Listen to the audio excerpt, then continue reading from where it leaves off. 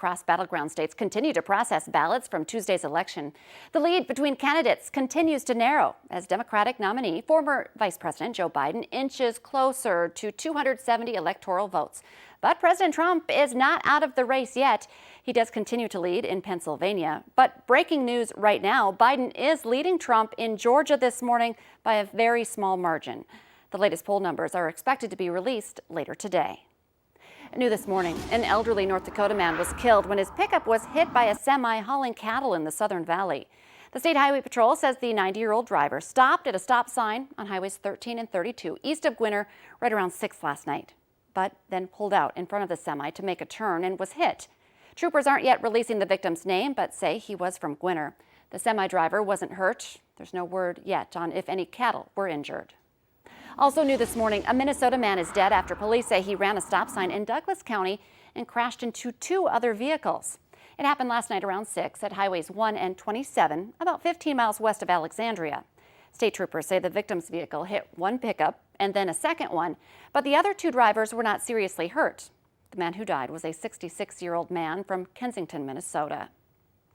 A 44-year-old Minnesota man is accused of kidnapping and holding a teenager for ransom.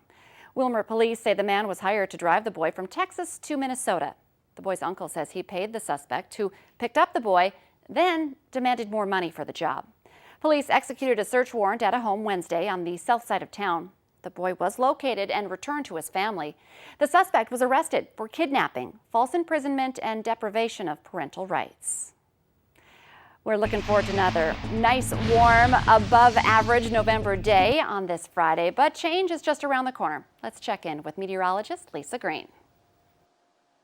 Good morning. It sure is, which makes us really want to enjoy a day like today all the more. Here's a look at our conditions right now. We're beautiful out there. We're seeing that gorgeous sunrise framed by some thin clouds. And Fargo, a temperature of 42 degrees. It's 40 in Grand Forks. Not too bad to step out into this morning, especially for November. You'll still want that coat. Temperatures into the 30s in Bemidji and in Devil's Lake here to start off. So it's quiet this morning. We have had some changes happen up in the Northern Valley. We're watching some cooler air dip into that area that you'll want to be aware of, because a different story for you as far as temperatures are concerned today. But out of the bus stop this morning, we'll all be in that 30 to 40 degree range here with some mostly sunny skies. And then this afternoon, if you're in the Southern Valley, we're looking at temperatures in the upper 60s to some low 70s. Again, a really mild afternoon with partly cloudy skies. But as I mentioned, different from south to north. Here's a look at your afternoon planner for everyone. Southern Valley, again, toasty, but the cold front will be moving in. So wherever that ends up, if it moves a little bit faster, more of us will be on the cooler side for your highs today.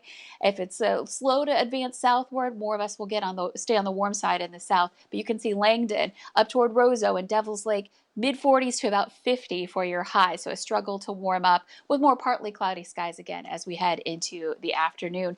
Big weekend this weekend. We've got the Deer Opener in North Dakota, Minnesota. Starts today at noon in North Dakota. And again, it's going to be a big range of temperatures, so be ready for that. And then for Saturday, the Minnesota Opener, temperatures more into the 50s to some 60s. We're looking at some mostly cloudy skies. So a pretty warm one compared to previous years. And we're also going to have to deal with some wind coming up for Sunday. If you're going to be out and about, we're looking at very windy weather taking over with that storm system passing through, and the potential for some scattered rain showers. Not everybody will see the rain, but the potential's there. You'll want to watch out for that and have that Valley News Live weather app downloaded and check it for the latest radar and, of course, the latest forecasts on this as colder air approaches. Okay, lots to be on the watch out for. Thank you. North Dakota's daily COVID numbers are the worst yet, with the number of new cases spiking to 596 and new deaths to 29. The positivity rate is now at 17%. That has Governor Doug Burgum renewing his call for individual responsibility about helping to slow the spread of the virus.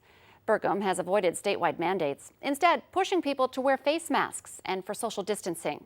Starting today, 14 counties are moving from a low risk level to moderate, and 8 are moving from moderate to high. 25 counties will remain at high risk and 6 will stay at moderate. The state has seen nearly 8,400 new cases in just the past week. NDSU is asking students to stay put for Thanksgiving break this year because of the spike in COVID-19 cases. School officials say traveling and attending family gatherings is a sure way to spread the virus, especially to older, more vulnerable family members. Dorms will stay open at no added cost to students.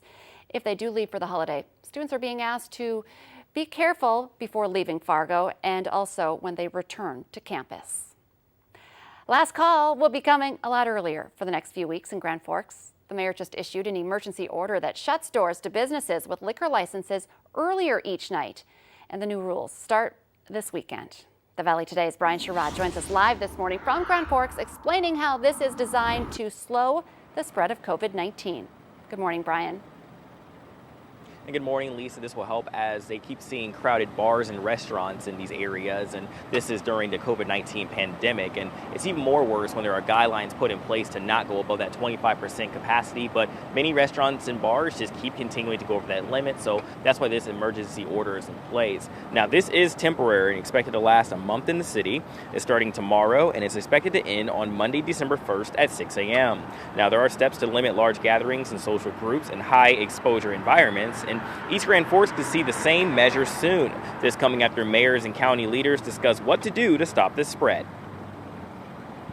Whether it's permits for large gatherings, whether it's liquor licenses, whether it's approvals, coordination with the local public health, all of these things can happen locally. The mayors can either just even by driving around or being connected with they and their other commissioners know where opportunities are for additional mitigation. So there's been no discussion so far about potentially doing this in Fargo, and this is coming from a Fargo City Commissioner member. This is from Tony Gehrig, letting us know about that as well. Also letting us know that the government doesn't plan to do any penalties or mandates, so that's one thing to also add in as well. But Mayor Tim Mahoney does say that if bars and restaurants keep continuing to go above capacity, they can see themselves getting cited with fines.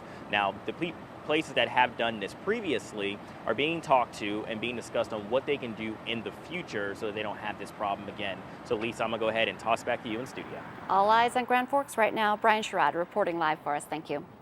In Minnesota, many are asking if the state will dial back and put more restrictions in place. The Minnesota Department of Health director says the virus will decide where we go, adding that we need to continue wearing masks, keeping our distance, and avoiding crowds. Barnesville Public Schools are sending students back home for distance learning. The superintendent says over the last few days, they've had to quarantine all of their custodial workers and have been operating with a depleted food service staff. The school superintendent says activities can go on because the real challenge is among the district's staff, not students. Students will be distance learning until November 13th. New York Mills Elementary School is also moving to distance learning for 2 weeks because of staff quarantining. They'll start on November 16th and will last for at least 2 weeks. Your phone may soon be telling you if you have COVID-19. Researchers say all you have to do is download an app and cough into your phone. They're sorting through tens of thousands of samples, saying COVID coughs have distinct sound patterns. And while our ears can't sort out what they mean, artificial intelligence can. But many people say they're skeptical. My first thoughts were that, how it's going to work and stuff like that, but I think it'd be a good idea if they could actually figure it out and get it out to the public. The app is pending FDA approval. The developers say it's 99% accurate with symptomatic patients, 100% for those who are asymptomatic. Investigators are still looking for the cause of that massive apartment fire that we first told you about yesterday, right here on the Valley Today. 15 households were displaced around 5 yesterday morning. The Red Cross is helping them with temporary lodging. The fire happened at 137 Prairie Wood Drive.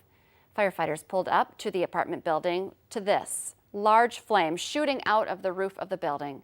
It was a 3-alarm fire that started on a balcony and spread to the attic. Several people who live there tell us that they believe a cigarette butt started the fire on that patio. A Minnesota judge says no to a change of venue for 4 former Minneapolis police officers charged in George Floyd's death. The judge also ordered that all 4 be tried together instead of separately. The ruling comes after defense attorneys argued that pretrial publicity makes it impossible for the 4 men to get a fair trial in Minneapolis. Lawyers also cited a September 11th hearing in which the men and their attorneys were confronted by angry protesters just outside the courthouse, saying it would be unsafe for participants. Valley News Live is teaming up once again with the Great Plains Food Bank for another virtual food drive. It's going to help families in need around the FM area. Our goal is to reach $40,000, and we know we can do it with your help. To find out more, just download that free VNL News app or look on our website, valleynewslive.com. You'll see that yellow Please Donate button. We've made it very easy for you and very safe to help out as well with that virtual food drive. Let's get our answer now to our question of the morning on Facebook. Today's question: 68% of all American homes have at least one of these. What is it? A lot of you guessed this, a cat. And I will say that I really enjoyed the cat memes that people put on the thread as well this morning. Remember, you can play along every weekday morning by checking out the question on our Valley News Live Facebook page. The Today Show and CBS This Morning are just about to start, but remember, the Valley Today rolls on. You can join us right now for more live up-to-the-minute news and weather on the Fargo CW. Have a great weekend, everyone.